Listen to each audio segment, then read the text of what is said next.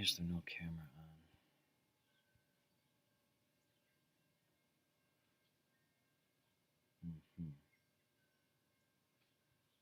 Let's see.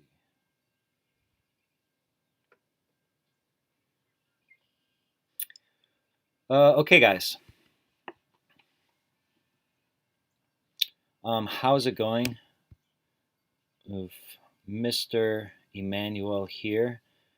I am live streaming this. That usually doesn't kick in until, I don't know, a minute or so after I've started this recording. So I'm not sure when it's going to actually start up. But what I am doing today here is, that's not the right tab. That's not it either. That's not it. What I'm doing today is I'm talking a little bit more um, about researching and sort of researching the right way. And this is important to go over. This is important to go over right now because our next 2 weeks or so are going to be spent researching and really with you submitting to me your notes. That's going to be your most prominent form of assignment. And so we really need to get on board with the right way to research. And so the way that I've said it to you already is it's going to be a process of once you have found your source. And again, you want to make sure it's a source that is very relevant to your thesis statement. Once you have found your source, really translating that in your head, translating that according to your own understanding, right, of sort of what it is that's being said. And so now in our last class, which I don't know, maybe some of you may not have been to, and others of you will, we chose. After just searching very generally through the topic redlining, which is my thesis topic here, you see my thesis statement here on the right is this paper is about redlining, what it was and whether it shows any effects today. That's basically my thesis statement. Simple, to the point. It does what it needs to. It shows you the topic and it shows you what I'm doing with the topic. Okay, so I ended up landing on a bunch of good options. A good sign if you are if you are if you have a lot of hits like this that come up and that are kind of hitting the nail on the head as far as it's being close to your proposed thesis, then that's a good sign that you've chosen a decent topic that is easily researchable. So I landed on this one here. I really like the title. It lands really close to what I want to do in my thesis statement. And then once I start looking through this a little more deeply, I can see a lot of the information is closely allied with what I want to know as well. Okay, so let me, just referring to my notes, show you what I've learned already. Okay, because when I did come into this particular subject, although I knew a little bit about it, I'm largely naive. So what have I learned about redlining? So first, I know my basic two categories, and you want to divide your notes into the structure of your paper as much as possible. The structure of my research paper is going to be indicated here by my thesis. Okay, and my thesis again is redlining and what it is and whether it shows any effects today. So I knew redlining is something that happened in the past, and whether it shows any effects today. So I know that I'm going to be redlining what it is or what it was, and then also after effects today. It's going to be two basic sections that my paper is going to be divided into. Also, and let me do this real quick. I'm just going to copy and paste the link here onto my notes so that I know how to get to it right. So I know where these notes are coming from, right? Okay, so let me show you what I've learned. Again, I've been reading all this and just translating it into my own thinking, and that's what's come up on the right here in my notes. So I've heard that, redlining it's It basically has to do with mortgage lending and quote unquote discriminatory lending practices.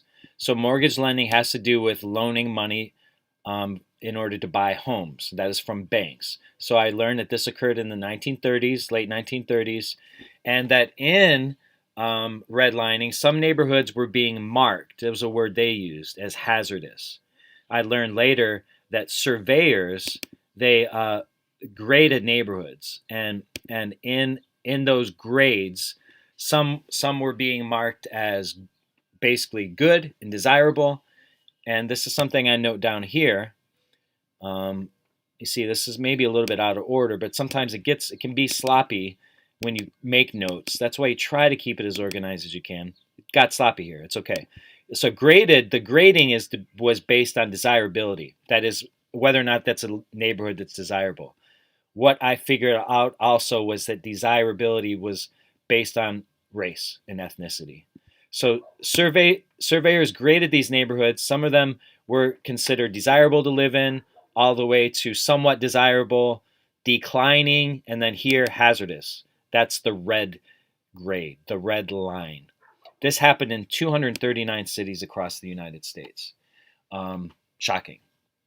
Not just one or two or three or four, right? So okay, so this like these lines, this were these lines or this boundaries that were made up between neighborhoods were drawn up on maps, again, in 329 cities, by this HOLC, which is a certain homeowners loans corporation. And those I learned from reading over here were federally sanctioned, as it says right here on the left, that these maps were drawn by the federal home, and that can sneak under your radar. You have to read carefully when you're researching here. Pick up on the fact that the people who drew up these maps were federal, meaning they were federally sanctioned. That means federally, I don't know, federally supported. I'll put that word in there as well. So here's the moral. What I was learning from this, and this is just from 1, 2, 3. I don't know about the first 4 or 5 paragraphs. These notes here so far. The moral that I was starting to learn, and I just made a note for myself. I'm just going to put this actually back here, and you do notice that I've kind of bullet pointed some of these things. The moral I learned was that whiteness basically equals home and neighborhood value. That is skin whiteness. Anything of color does not. So anything of color appears to equal, like it gets drawn in red lines on these maps, and that so we'll begin. I'm still trying to understand what that means. What does it mean in this whole idea? What does it mean to consider these certain parts of the neighborhood as being quote unquote hazardous, to be redlined? What does that mean? So here I also noticed that there was a study. A lot of this came from a study. So I made a different section here that the author references a recent study done by the National Community Reinvestment Coalition. And in that study, I learned in a separate paragraph, it compares discriminatory lending practices with their effect 80 years later. So again, this happened in the 30s. This study I learned here is going to be something that's very useful. I should probably go to that and read that directly. But I learned, so here's my other category. I learned some of the after effects. Poverty, low income situations appear to be part of the effect generations later in those areas that were originally redlined. And that created a racial wealth gap. That was a suggestion. I don't understand yet anymore about what that means. These are things I'm still yet to understand. And that's the whole point here. I have to do this and be careful and read this actively so that I am understanding it. I'm not just taking their words for granted. Their words don't mean anything if I don't understand them. Okay, so it looks like I have stopped right about here, it would seem, okay? So what I'm going to do is just continue this path a little bit. I'm going to continue um, just making some notes here based on what it is that I've read. And I just want you to follow along and to see how to translate what you read, in their words into your understanding. That's going to be the content of your notes here. Okay. So, anyways, on the left hand side, I might have already read this, but because I see the part about 239 cities. But in the 1930s, government surveyors graded neighborhoods in 239 cities, color coding them green for best, blue for still desirable, yellow for definitely declining, and red for hazardous. I'm just going to. There's some parts you might want to write in your own words, and other parts I'm just going to copy this.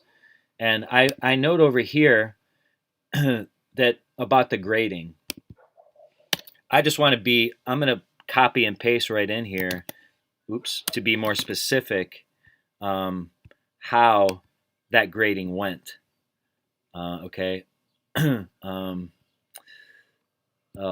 my screen is shrunk here. Okay.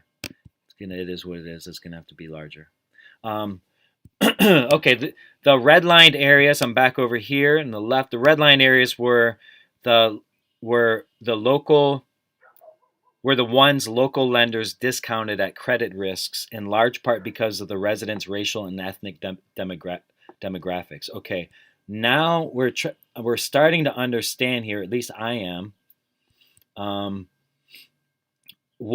Why this is important? It's because if you're in a redlined area, you're less likely to get a loan. Okay, and I'm going to write that down.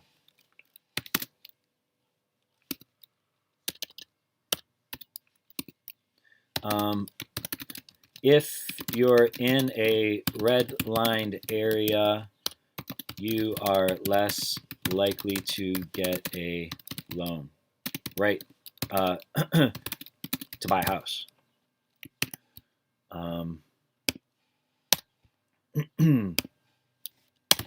Now, because that area is considered risky. Okay, I'm just thinking through this right now.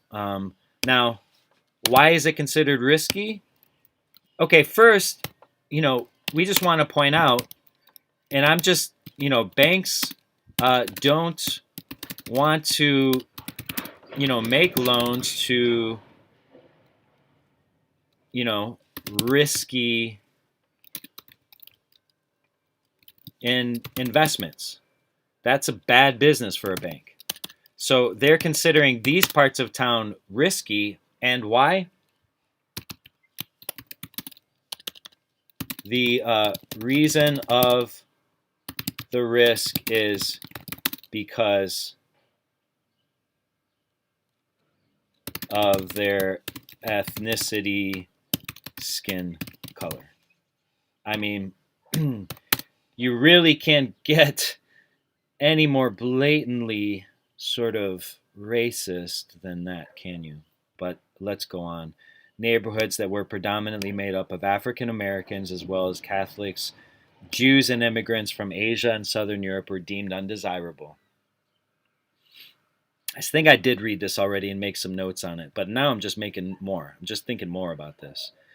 Because I did notice my moral here was that white skin. Let me just clarify that. White skin equals home and neighborhood value. Anything of color does not. Anything of color, let me make this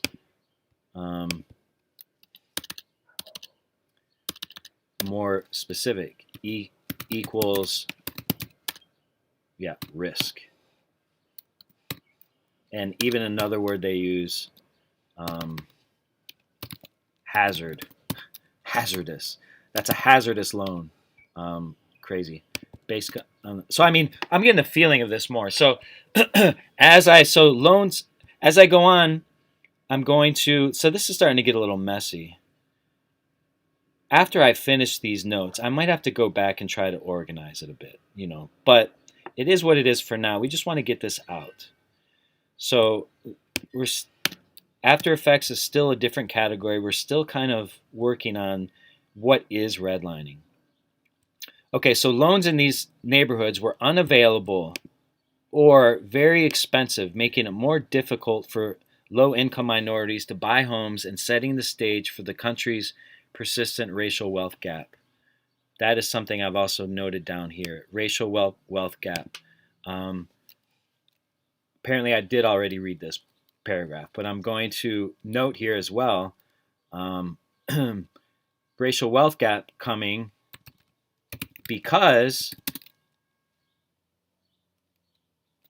it's harder for for the person to get a loan and buy a house. Okay, what does the ability to buy a house have to do with like your wealth, your general wealth? Hopefully they tell us that. White families today have nearly 10 times the net worth of black families and more than 8 times that of Hispanic families, according to Federal Reserve. Now here I can expand on, I've noted this here, the presence of a racial wealth gap.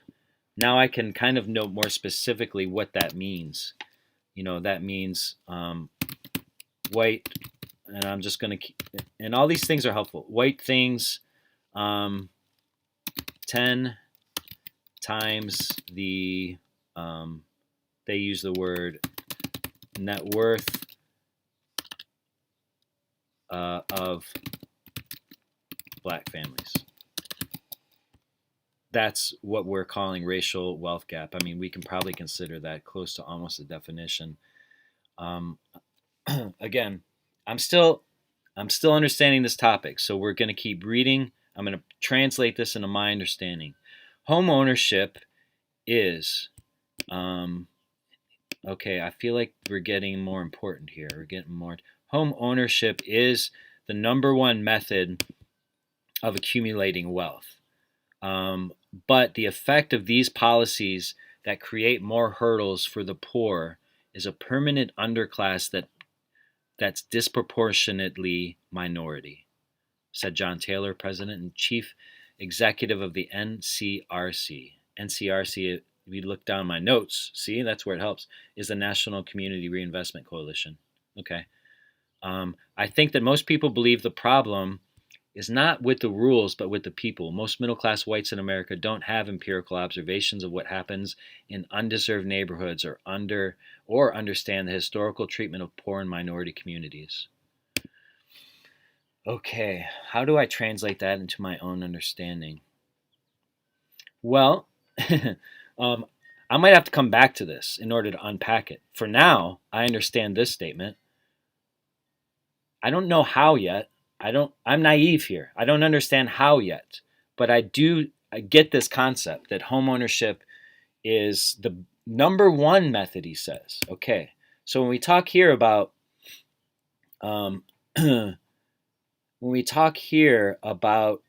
let's just say this, we've talked about the racial wealth gap. I'm going to make a different section here for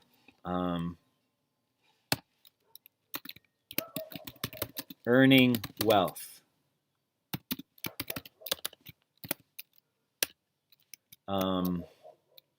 Let's say earning wealth and its relationship to the racial wealth gap. And I'm going to go back to that statement. Home ownership is I'm just going to put it in my words here. The most important way of,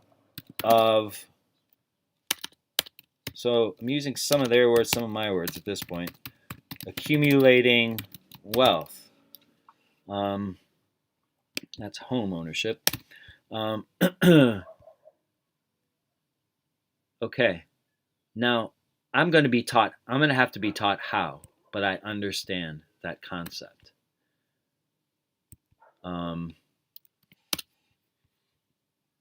so being able to own a home is an important step in accumulating wealth. That's what they're saying. And I get that. Okay, so I'm going to have to come back to this to unpack it. He's basically saying here, though, I think that people, especially white people on the outside, have a hard time understanding that from the outside. Okay, but here the Federal Housing Administration institutionalized this system of discriminatory lending and government-backed mortgages, reflecting local race-based criteria in their underwriting practices and reinforcing residential segregation in American cities. The discriminatory practices captured by the HOLC maps continued until 1968 when the Fair Housing Act banned racial discrimination in housing. Okay, so I might almost put, I'm not sure if this is going to be useful, but I'm going to put another category in here that says the end of redlining. This might be another just part of my paper, even if it's just a paragraph. Okay, so I'm just going to note real quick that that redlining stopped in 1968.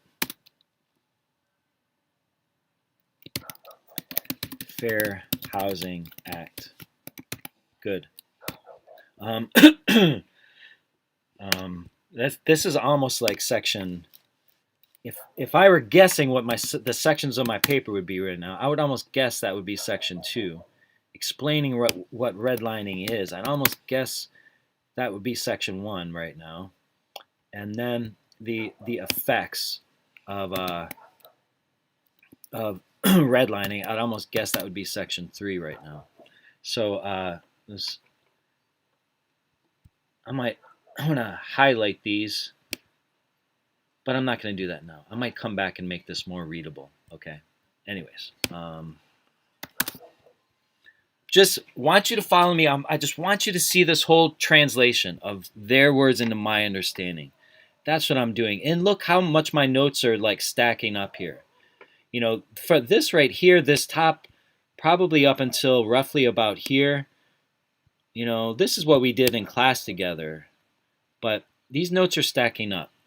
Anyways, I'm just going to do 1 or 2 more paragraphs. But so 50 years after that law passed, the lingering effects of redlining are clear, with the pattern of economic and racial residential segregation still evident in many U.S. cities from Montgomery, Alabama, Flint, Michigan to Denver. Look, Michigan made it right in that category. Nationally, nearly 2/3 of neighborhoods deemed hazardous are inhabited by mostly minority residents. Okay. So, this is now. We're talking about after effects now, right? So, we have now. Okay, now 2/3. Okay, of of those neighborhoods.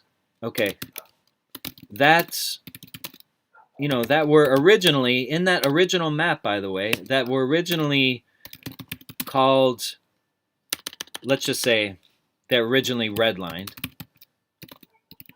aka called hazardous. I still think that's such a overly dramatic and colorful word. That originally are called hazardous. 2/3 of those neighborhoods are now, let's say, largely populated by minorities. Okay.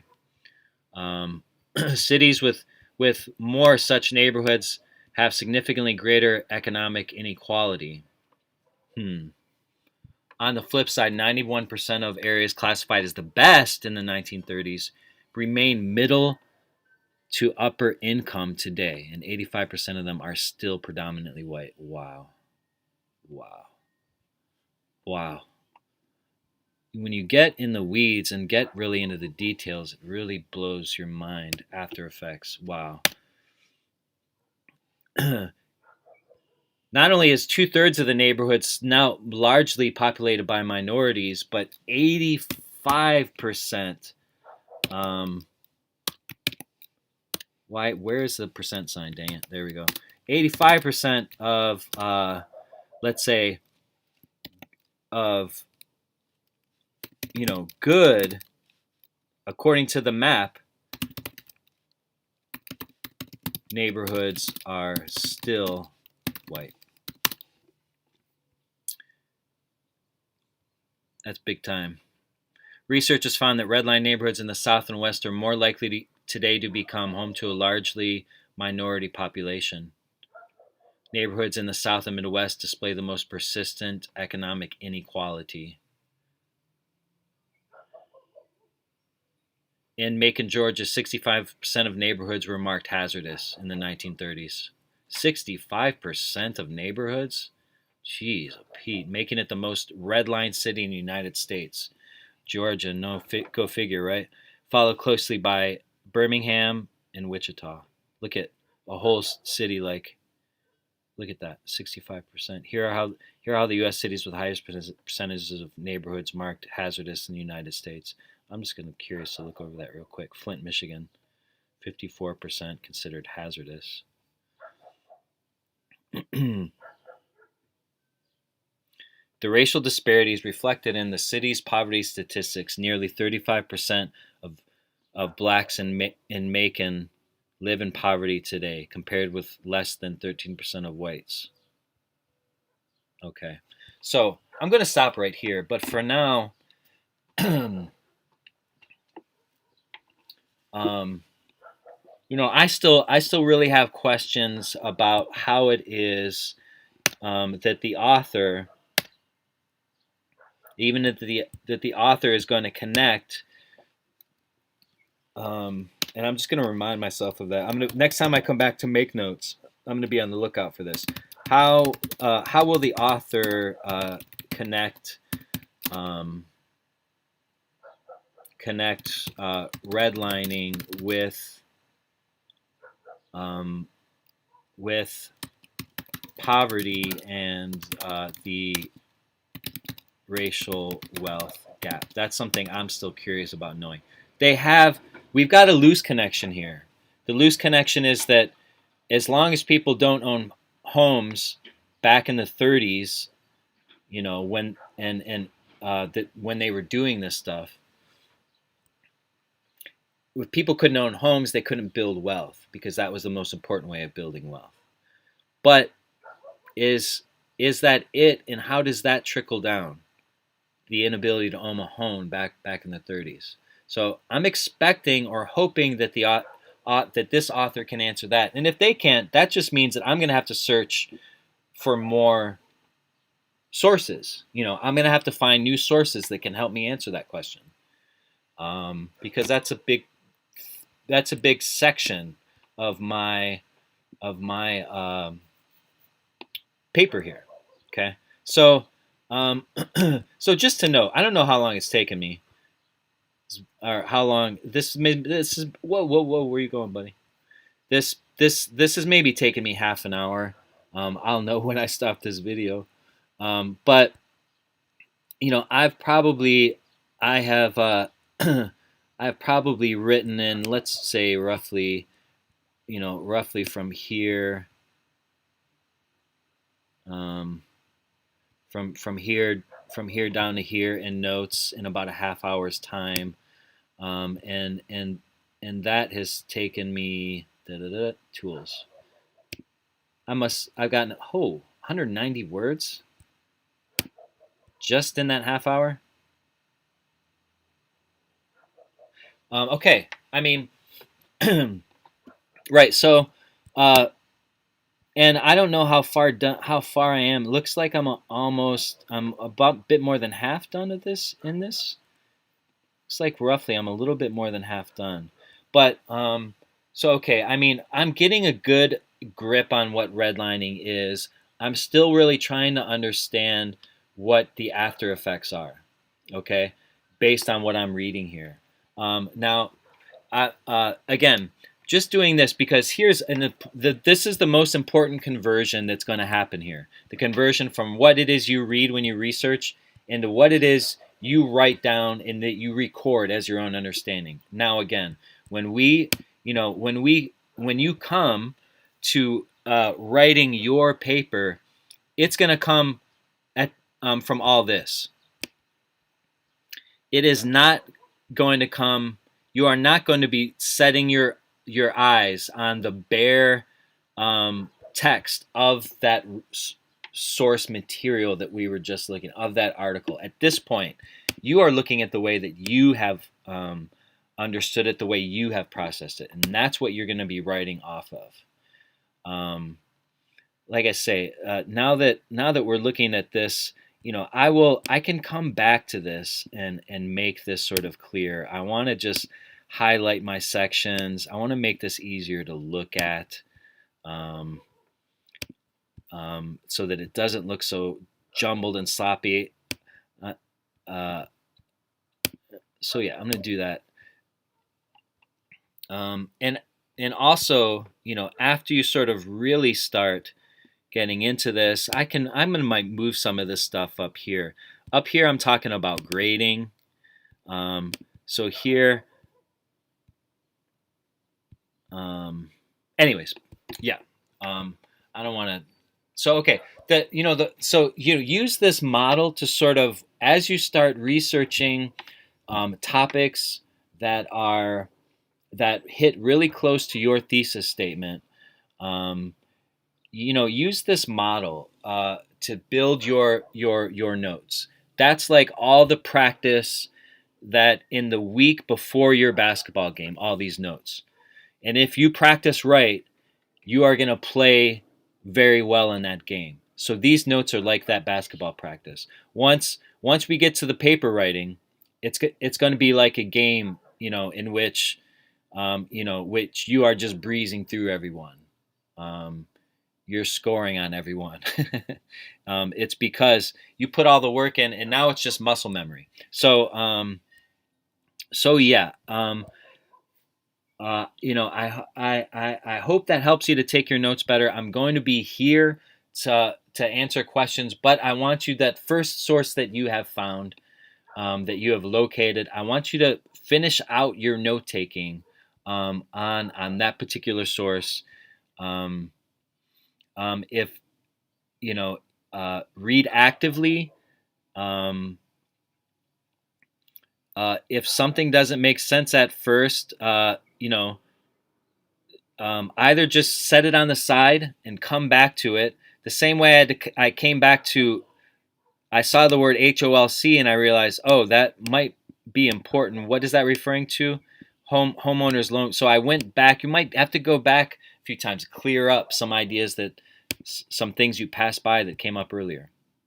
But you're going to go through this process with at least 3 sources. By the time you have done that, you are going to be incredibly ready to write this paper. Anyways, take care of yourselves, guys. Any questions? I will be live in order to answer.